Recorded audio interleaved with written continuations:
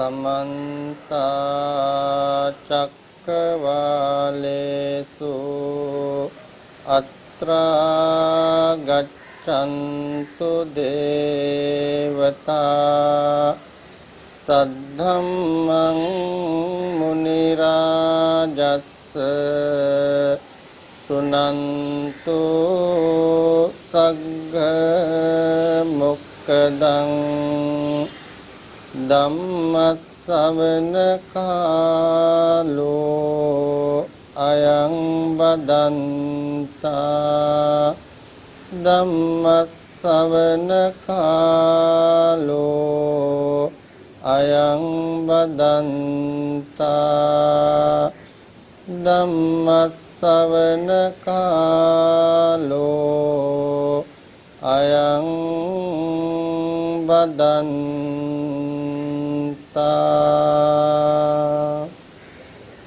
නමෝ තස්ස භගවතෝ අරහතෝ සම්මා සම්බුද්දස්ස සෝතාපට්ඨියං ගන්ති හිදං සාරිපුත්ත උච්චති කතන්නුකෝ සාරිපුත්ත සෝතාපට්ඨියං ගන්ති සද්ධා බුද්ධ සම්පන්න කාරුණික පින්නතුනි පින්වත් හැම දෙනාම උතුම් පුරපසළොස්වක් පෝය දවසේ සූදානම් වෙන්නේ ලෞතර භාග්‍යවත් බුදුරජාණන් වහන්සේ දේශනා කොට වදාළ නිර්මල බණ පදයක් ශ්‍රවණය කරන්නට පින්නතුනි බුදුරජාණන් වහන්සේම දේශනා කරලා තියෙනවා සුඛෝ බුද්ධානං උප්පාදෝ සුඛා සද්ධම්ම දේශනා කියලා බණ පදයක් මේ බණ පදේ තේරුම සුඛෝ බුද්ධානං උප්පාදෝ ලෞතර භාග්‍යවත් බුදුරජාණන් වහන්සේලා මේ ලෝකෙට පහළ වෙන එක උන්වහන්සේලා මේ ලෝකෙ ඉපදෙන එක අපි හැම දෙනාටම සුවයක් ඒකාන්ත සැපයක් ලබලා දෙනවා සුඛා සද්ධම්ම දේශනා උන්වහන්සේලා දේශනා කරපු ශ්‍රී සද්ධර්මයත් අපි හැම දෙනාටම සනසිල්ලක් ඒකාන්ත සුවයක් ලබලා දෙනවා එහෙමනම් මේ වෙලාවේ පින්වත් හැම දෙනාගේම හිතවල ධර්ම ගෞරවයක් ඇති කර ගන්න ඕන මොකද්ද ධර්ම ගෞරවය අපි මේ ශ්‍රවණය කරන්න හදන්නේ ලෞතර භාග්‍යවත් බුදුරජාණන් වහන්සේම දේශනා කොට වදාළ නිර්මල බණ පදයක් කියන ධර්ම ගෞරවය ඒ ධර්ම ගෞරවයත් එක්ක අදිෂ්ඨාන තුනකින් බණ අහන කොටයි ධර්මානි සංසත් ධර්මාවබෝධයත් අපට ලැබෙන්නේ පළවෙනිම අදිෂ්ඨානය සුනාත කියන්නේ ධර්ම දේශනාව මුල පටන් අවසානය දක්වාම හිත සකස් කරගෙන අහනවා කියන අදිස්ථානය. දෙවැන්න ධාරේත. ධාරේත කියන්නේ තමන් අහන ධර්මය පුළුවන් විදියට මතක තියාගෙන ධාරණය කරගන්නවා කියන අදිස්ථානය. තුන්වැන්න චරාත. චරාත කියන්නේ තමන් මතක තියාගත් ධර්ම කරුණු ජීවිතයට එකතු කරගෙන ඒ ධර්ම කරුණු අභ්‍යාස කරනවා, පුරුදු පුහුණු කරනවා, භාවිත කරනවා කියන අදිස්ථානය. එහෙමනම් මේ අදිස්ථාන තුනෙන් යුක්තව අපි බණ අහමු.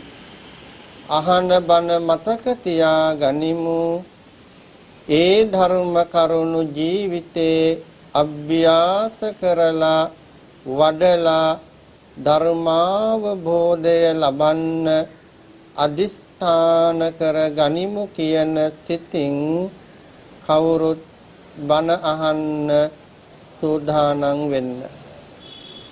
පින්නතුනි, හොඳින් මතක තියාගන්න, අපි ඕනම වෙලාවක ධර්ම දේශනාවක් ශ්‍රවණය කරනවා නම් මුලින්ම මූලාශ්‍රය දැනගන්න ඕන.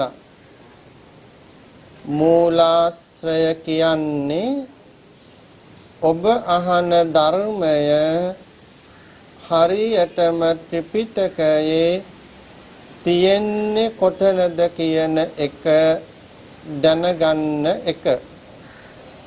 මා ඔබට ධර්ම දේශනා කරන්න මාතෘකා කළේ සංයුත්ත නිකායේ සෝතාපන්න සංයුත්තයේ තියෙන සාරිපුත්ත සූත්‍රය. මොකද්ද පින්නතුනි සූත්‍රයේ නම? සාරිපුත්ත සූත්‍රය. සාරිපුත්ත කියන්නේ ලෞතර බුදුරජාණන් වහන්සේගේ දකුණත් ශ්‍රාවක වෙච්ච සරියුත් මහරහතන් වහන්සේට බුදුරජාණන් වහන්සේ සරියුත් මහරහතන් වහන්සේගෙන් අහපු ප්‍රශ්නයකට සරියුත් මහරහතන් වහන්සේම ලබලා දීපු පිළිතුරක් තියෙන නිසා මේ සූත්‍රය හඳුන්වනවා සාරිපුත්ත සූත්‍රය කියලා. දැන් පින්නතුන්ට පැහැදිලි ඇයි සාරිපුත්ත සූත්‍රය කියන්නේ? බුදුරජාණන් වහන්සේ සරියුත් මහරහතන් වහන්සේගෙන් අහපු ප්‍රශ්නයකට උන්වහන්සේ ලබලා දීපු පිළිතුරක් තියෙන නිසා. ඇයි මම මේ සූත්‍ර දේශනාවම තෝරගත්තේ? පින්නතුනි, හොඳින් අවබෝධ කරගන්න,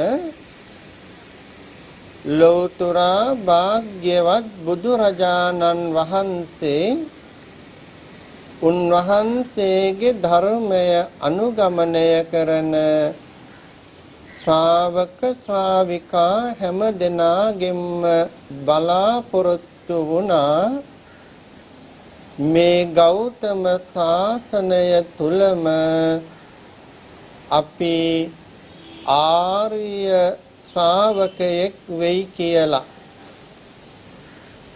අඩුම ගණනේ ආර්ය ශ්‍රාවකයෙක් වෙන්න බැරි නම් ආර්ය ශ්‍රාවක ප්‍රතිපදාවට පැමිණුණු ශ්‍රාවකයෙක් වෙයි කියලා බලාපොරොත්තු වුණා.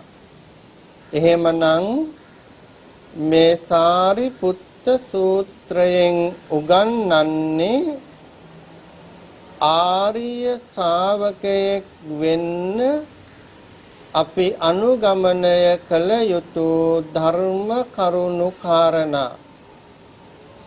මේ ධර්ම කරුණු කාරණා ජීවිතේ පුරුදු කළොත්, භාවිත කළොත්, අභ්‍යාස කළොත් මේ ගෞතම සාසනය තුලම අපට ආර්ය ශ්‍රාවකයෙක් වෙන්න පුළුවන්කම ලැබෙනවා. එහෙමත් නැත්නම් අඩුම ගණනේ ආර්ය ප්‍රතිපදාවට පැමිණුණු ශ්‍රාවකයෙක් බවට පත් වෙන්න පුළුවන්කමක් තියෙනවා. ඒ නිසා මා සරලව ආර්ය ප්‍රතිපදාව පැහැදිලි කරන්නම්.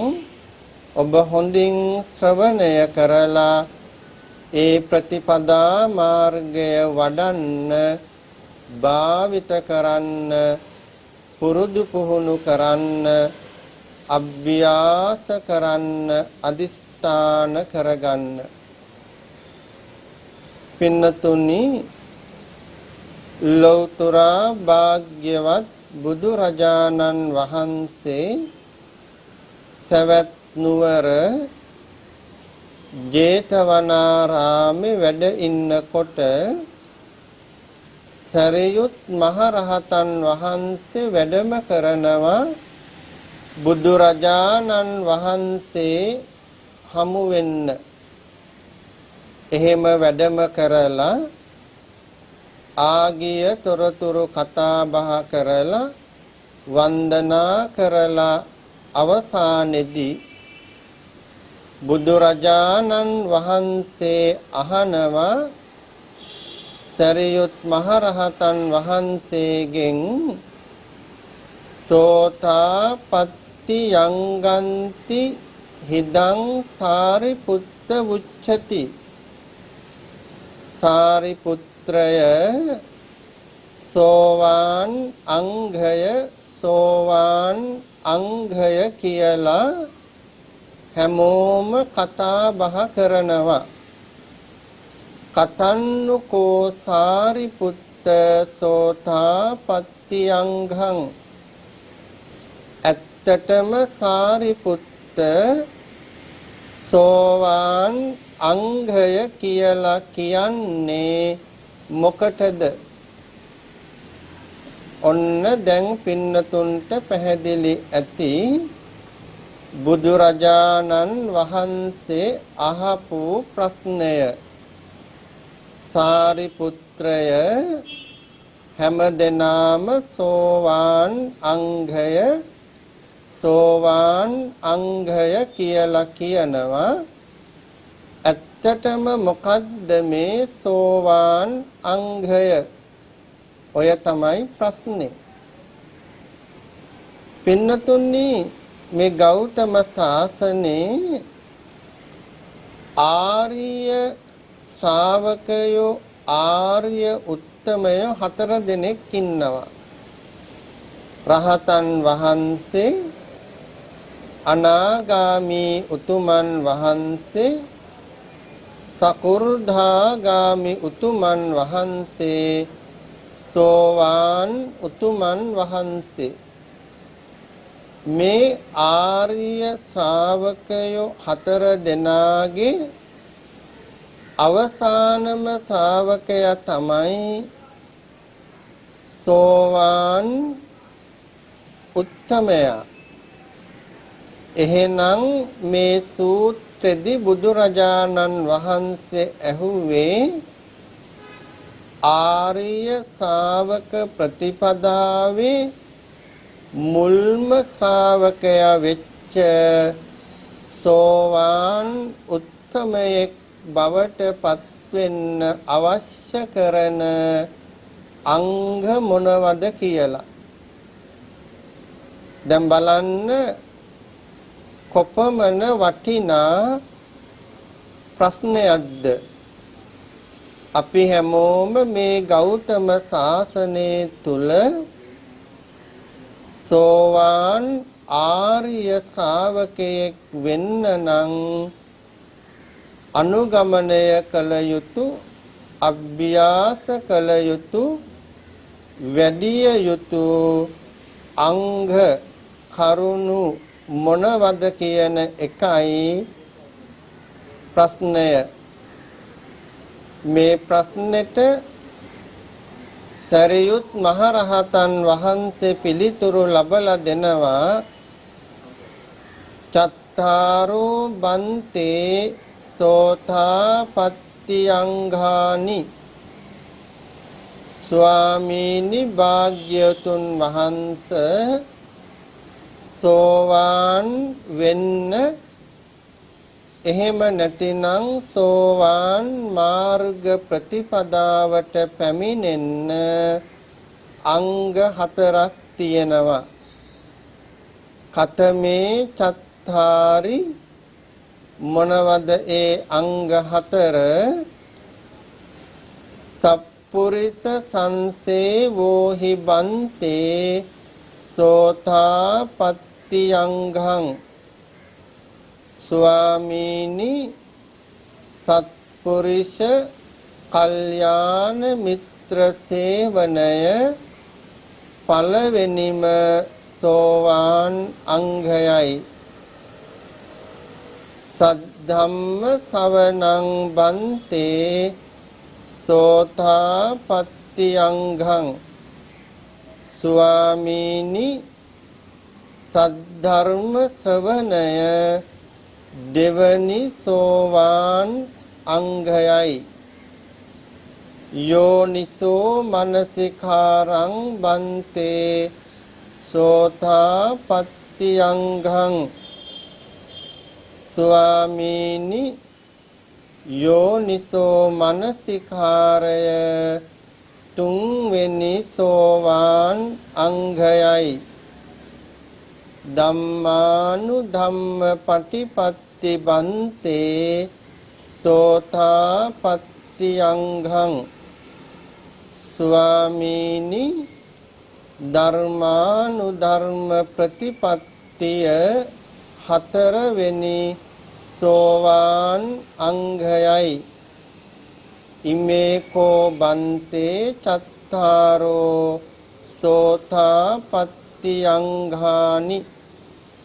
ස්වාමීනි භාග්‍යවතුන් වහන්සේ මේ තමයි සෝවාන් මාර්ග අංග 4. දැන් පින්නතුන්ට පැහැදිලි සෝවාන් වෙන්න අවශ්‍ය නම් සෝවාන් මාර්ගයට පැමිණෙන්න අවශ්‍ය නම් ඔබ අංග 4ක් වඩන්න අභ්‍යාස කරන්න අවශ්‍යයි. මා නැවත ඔබට නම් හැටියට කියන්නම් මතක තියාගෙන ධාරණය කරගන්න. 1. සත්පුරුෂ කල්යාණ මිත්‍ර ආශ්‍රය. 2. සද්ධර්ම ශ්‍රවණය. 3. යෝනිසෝ මනසිකාරය. 4. ධම්මානු ධර්ම ප්‍රතිපත්තිය. ඇයි මම මේ 4 මෙච්චරටම ඔබට නම් වශයෙන් මතක් කළේ? පින්නතුනි මේ සෝවාන් අංග 4 අපේ කනට ඇහිලා මේ අංග 4 නම් වශයෙන් ධාරණය කරගෙන මතක තියා ගන්නව නම් එයත් ජීවිතේ මහා භාග්‍යයක්. එහෙම මතක තියා ගත්තට පස්සේ දෙවනි පියවර හැටියට මේ අංග එකින් එක හඳුනගෙන අවබෝධ කරගෙන ජීවිතේ පුරා වඩන්න පටන් ගන්න ඕන.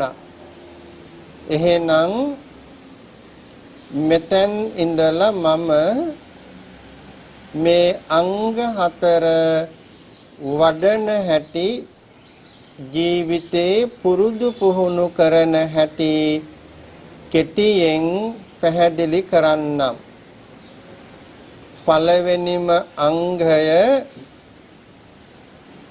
සප්පුරිස සංසේවෝහි බන්තේ සෝතාපට්ටි අංගං.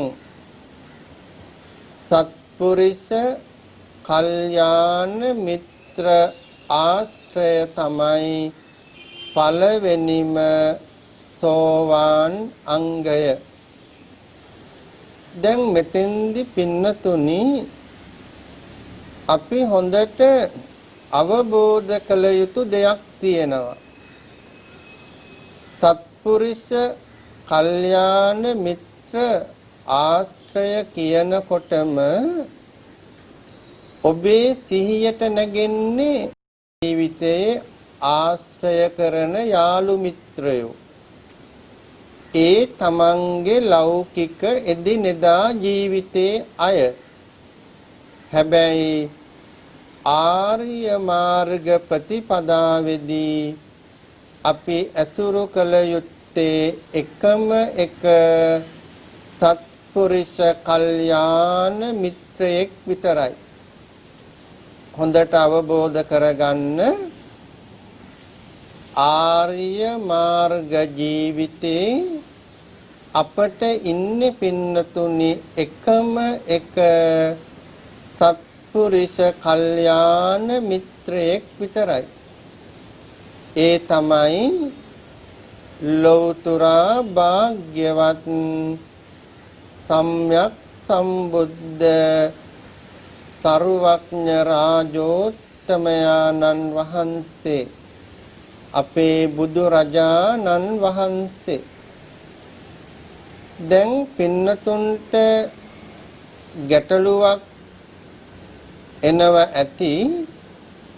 ඇත්තටම බුදුහාමුදුරුවෝ නම් අපේ කල්යාණ මිත්‍රයා අපට පුළුවන් ද අද කාලේ බුදුහාමුදුරුවෝ කල්යාණ මිත්‍රයෙක් කරගන්න?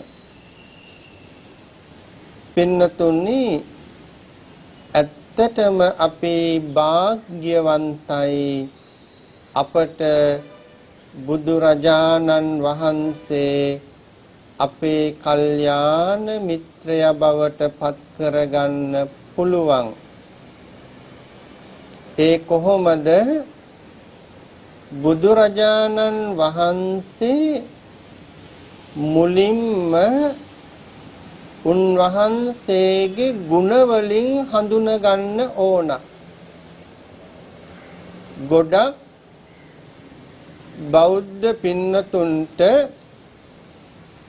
තාම ආර්ය මාර්ගයේදී බුදුරජාණන් වහන්සේ කල්යාණ මිත්‍රයෙක් වෙන්නේ නැති ප්‍රධානම හේතුව තමයි මම දකින්නේ බහුතරයක් බෞද්ධ පින්නතුන් බුදුරජාණන් වහන්සේ හඳුනගෙන තියෙන්නේ රූපෙන්ම විතරයි. බහුතරයක් පින්නතුන් බුදුරජාණන් වහන්සේ බුදු ගුණ වලින් හඳුනගෙන නැහැ. රූපෙන් බුදුරජාණන් වහන්සේ කොච්චර හඳුනගෙන දවසේ පැය 24න් පැයෙන් පැයට බුදුන් වැඳ වැඳ හිටියත් බුදුරජාණන් වහන්සේ අපේ කල්යාණ මිත්‍රයා වෙන්නේ නැහැ. මිනිස්සු රූපෙන් බුදුහාමුදුරුවෝ හඳුනාගත්ත නිසා කොපමණ බුද්ධ ප්‍රතිමා හදන්න මුදල් වියදම් කරනවද?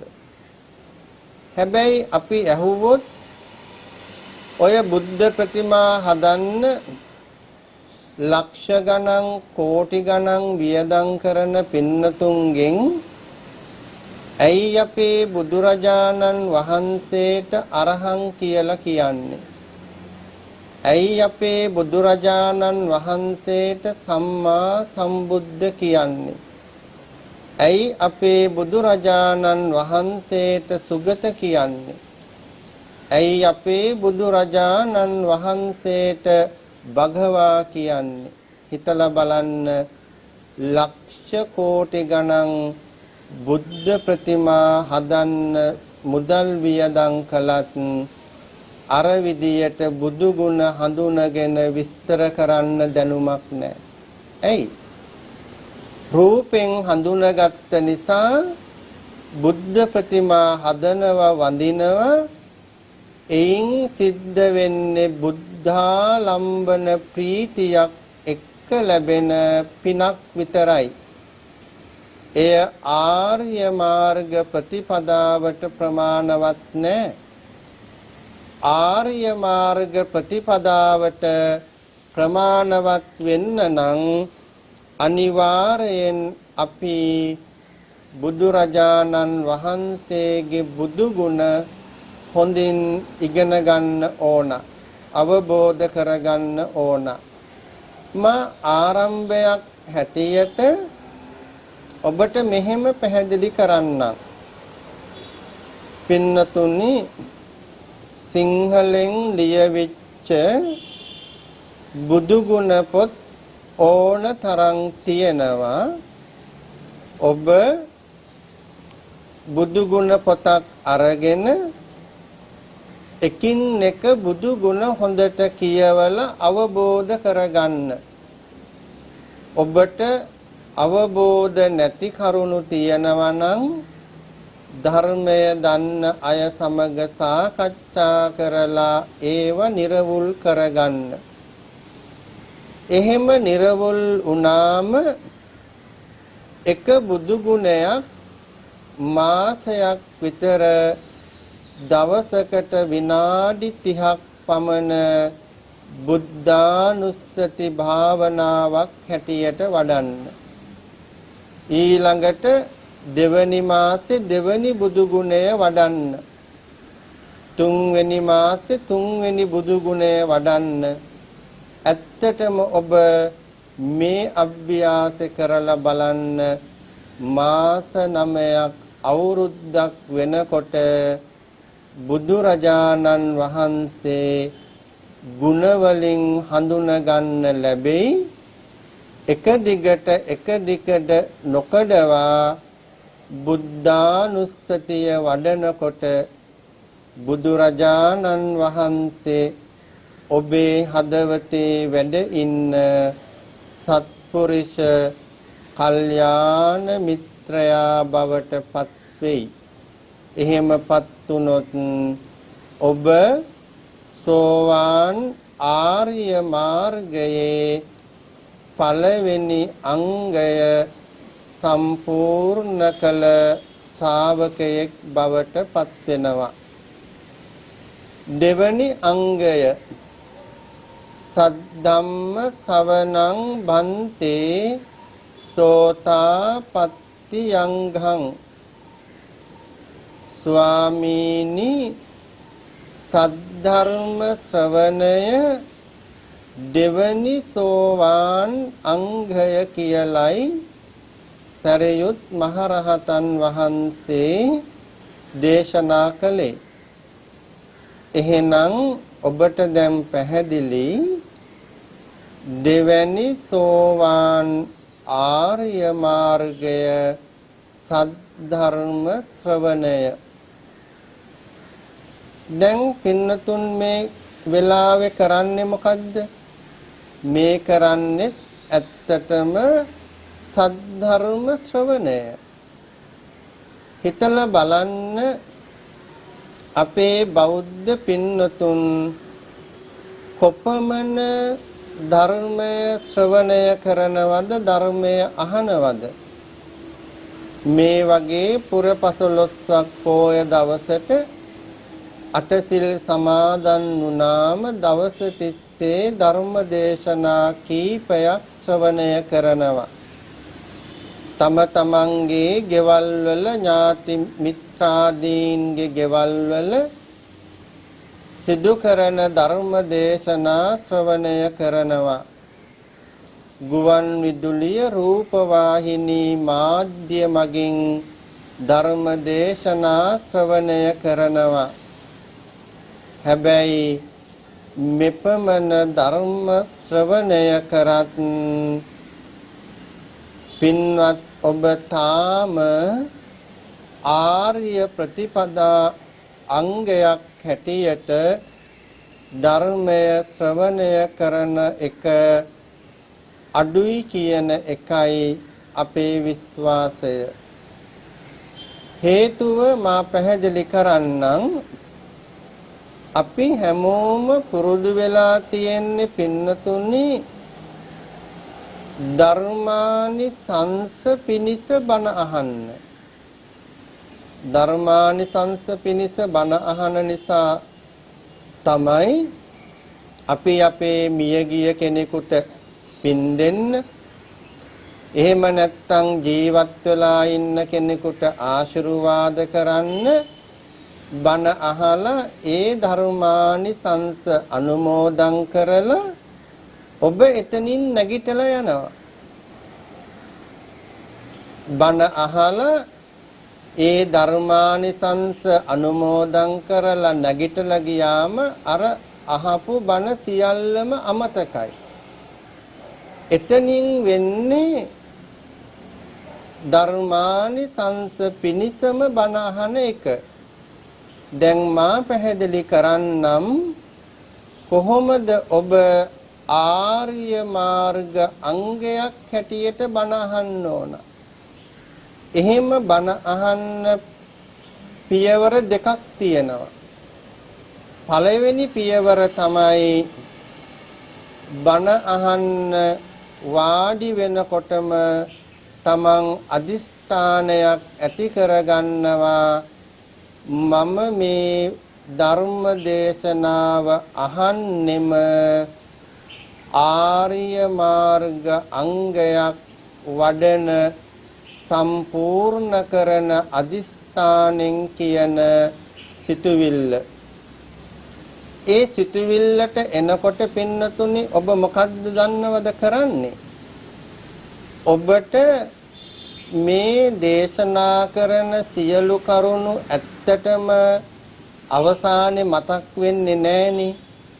ඒ නිසා දක්ෂ පින්වත් අය ආර්ය මාර්ගයට එන්න කැමති අය පුංචි සටහනක් පෑනක් කොළයක් පොතක් ළඟ තියාගෙන අවශ්‍ය කරන මූලාශ්‍ර ටිකවත් මාත්‍රිකා ටිකවත් ඒ වෙලාවේදී සටහන් කරගන්න දක්ෂ වෙන්න ඕන. හැබැයි එතෙන්දී වරදවා හිතන්න එපා. ටියුෂන් පන්තියකට ගියා වගේ පැය තිස්සෙම අහන සියලු දේ ලියා ගන්නවා කියන එක නෙවි. සූත්‍ර දේශනාවේ මූලාශ්‍රය මාත්‍රිකා කරුණු ටික පමණක් සටහන් කරගෙන විස්තර ටික හොඳින් අහගෙන ඉන්නවා. ඊළඟට ඔබට කරන්න තියෙන්නේ ගෙදර ගියාට පස්සේ තමන් අහපු සූත්‍රයේ තියෙන ත්‍රිපිටක ග්‍රන්ථය හොයාගෙන තමන්ම ඇස් දෙකින් එය බලලා කියවලා අවබෝධ කරගන්න කාලය සකස් කරගන්න එක. උදාහරණයක් ඇටියට අපි හිතමු දැන් මා දේශනා කළේ සාරිපුත්ත සූත්‍රය. ඔබ දැන් සටහන් කරගත්ත සාරිපුත්ත සූත්‍රය ත්‍රිපිටකයේ තියෙන්නේ සංයුත්ත නිකායේ. ඔබ දක්ෂ වෙන්න ඕන ගෙදර ගියාට පස්සේ ඉඩ තියෙන වෙලාවක සංයුත්ත නිකායේ සිංහල පොතක් හොයාගෙන තමන්ගෙම ඇස් දෙකින් එය බලලා කියවලා තේරුම් ගන්න. එහෙම තේරුම් ගන්න බැරි දේවල් ධර්මය දන්න අය හමු වෙලා සාකච්ඡා කරලා නිර්වුල් කරගන්න. අන්න එහෙම එක ධර්ම මාතෘකාවක් සූත්‍රයක් වෙනුවෙන් දවස් ගාණක් ඔබට ඒ දේවල් ඉගෙන ගන්න කාලය සකස් කරගන්න දක්ෂ වුණොත් ඒ තමයි දෙවනි ධර්ම ශ්‍රවණය කියන අංගය සම්පූර්ණ වෙන එකම ක්‍රමය. අපි යෙතෙන්ටයි මහන්සි ගන්න ඕන. ඔබටම දැන් තේරෙනවා ඇති අපි මෙච්චර කල්කලේ පැයක් බණ අහගෙන ඉඳලා ඥාතීන්ට පින් දීලා අපිත් සෙත් ලබාගෙන එතනින් පැයෙන් නැගිටලා ගියාම සියල්ල අමතක කරපු එක. ජීවිතේ හැමදෑම බණ ඇහුවත් ඒ විදියට ලැබෙන එකම දේ තමයි පින්නතුනි ධර්මානිසංස.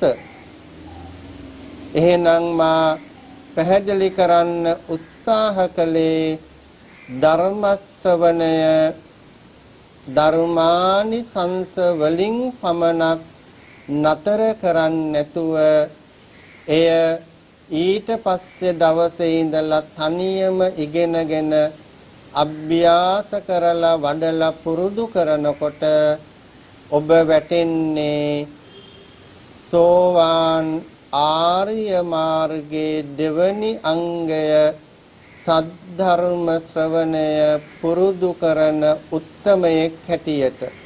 එහෙනම් ඔබ දෙවනි අංගයත් සම්පූර්ණ කළ ශ්‍රාවකයෙක් වෙන්න වාග්ය ලැබෙනවා මේ ජීවිතය තුලම.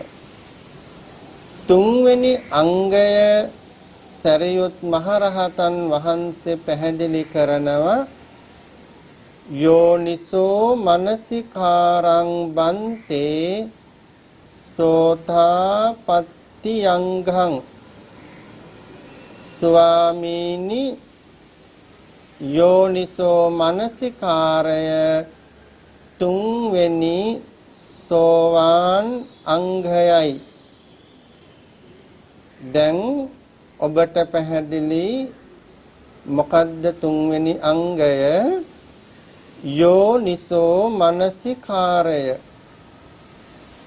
පින්නතුනි යෝනිසෝ මනසිකාරය කියන්නේ සති සම්පජඤ්ඤයට.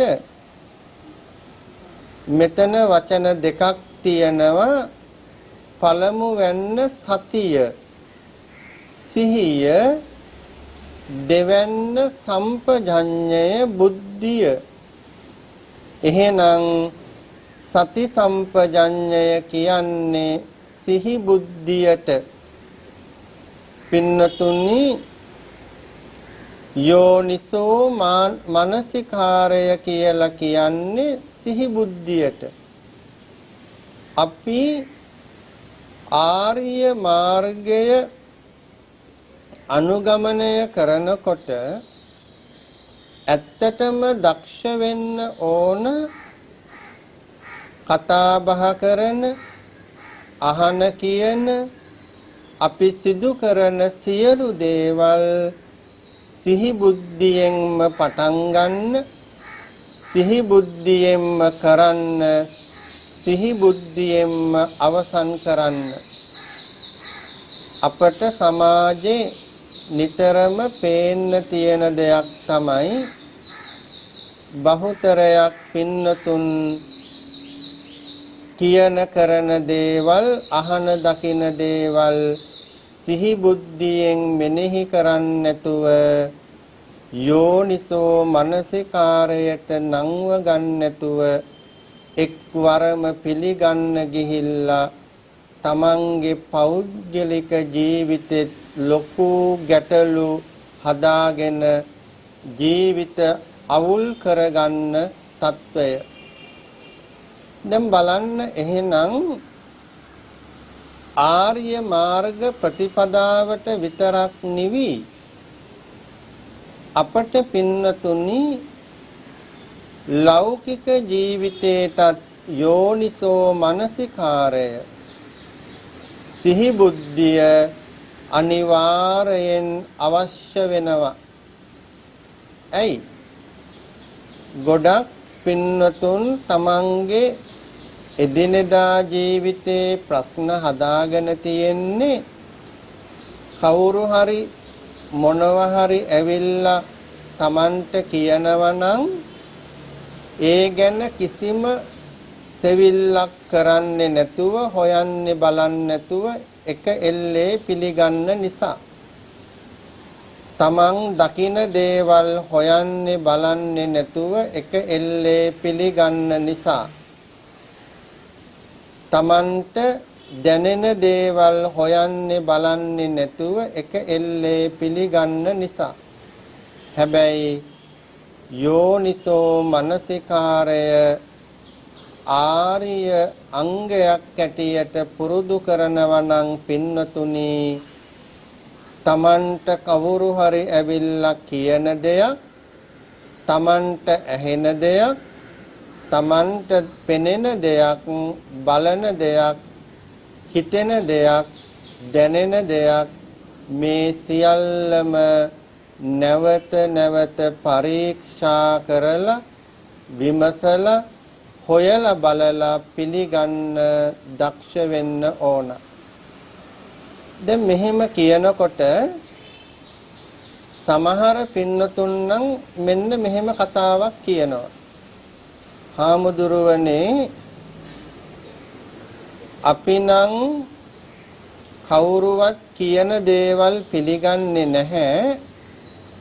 හැබැයි මගේම ඇස් දෙකෙන් දැක්කොත් පිළිගන්නවා කියලා. හොඳට හිතලා බලන්න ගොඩක් පින්නතුන් ඔය කතාව කියනවා. හාමුදුරුවනේ මම නම් අනිත් අය කියන දේවල් පිළිගන්න කෙනෙක් නෙවෙයි. හැබැයි මගේම ඇස් දෙකෙන් දැක්කොත් ඒ දේ මම පිළිගන්නවා කියලා.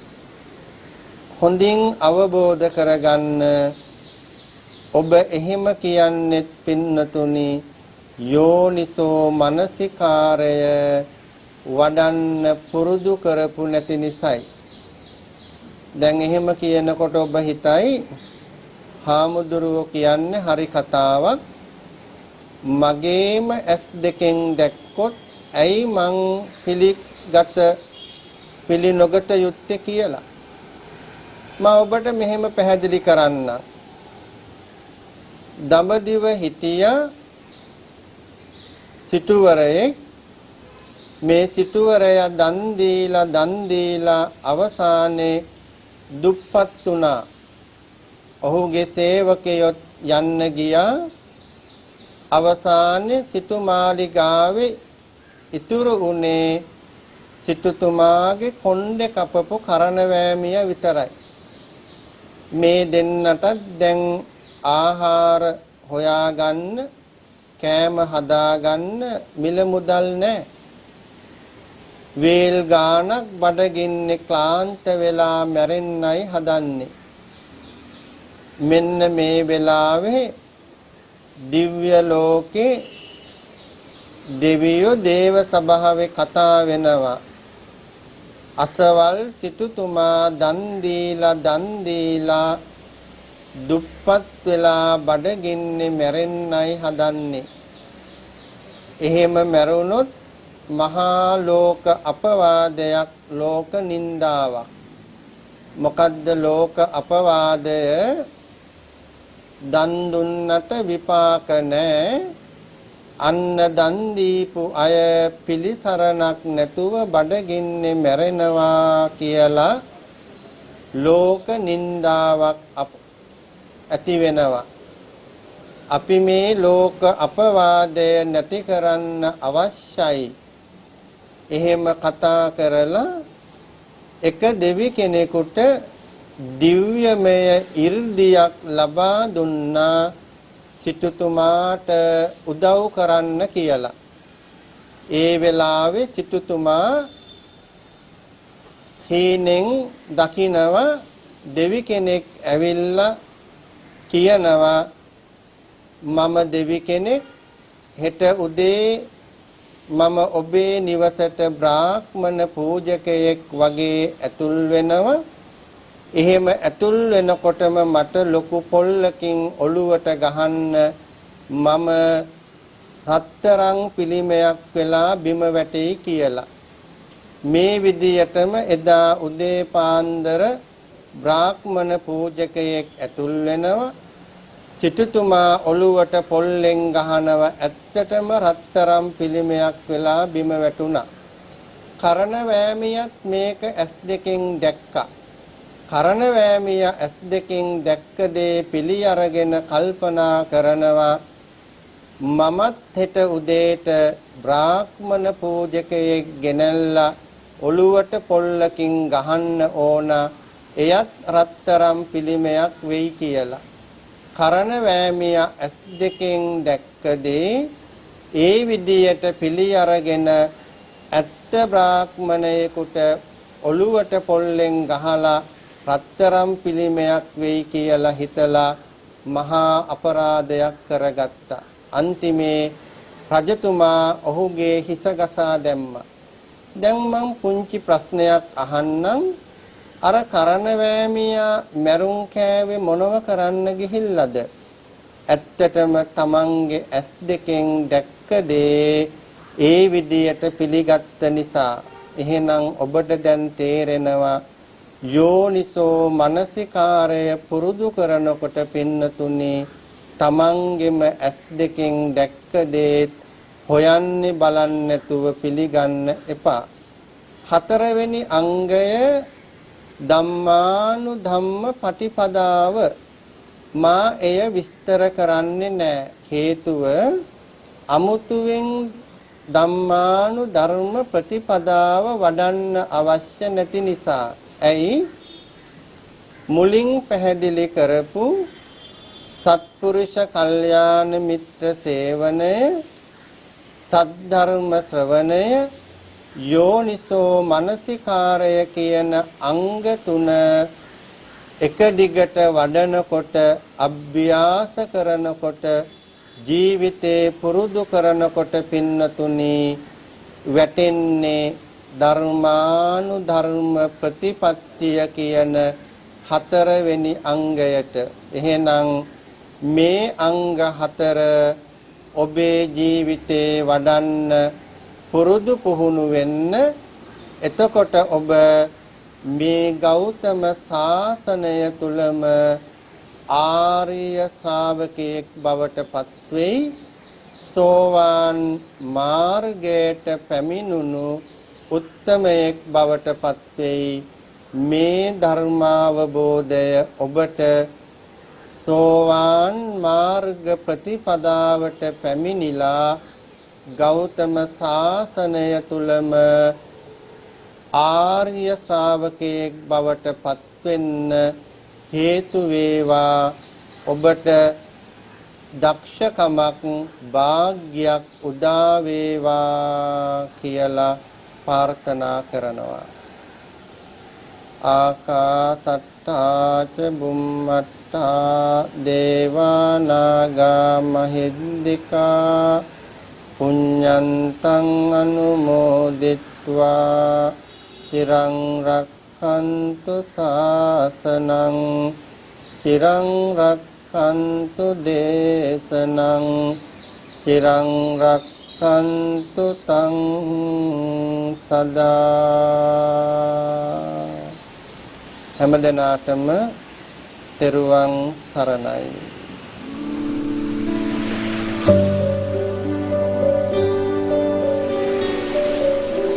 දිනපතා අලුත් වීඩියෝ සහ ප්‍රවෘත්ති නැරඹීමට ඉහත බටන් එක ක්ලික් කර සියත TV සබ්ස්ක්‍රයිබ් කරන්න.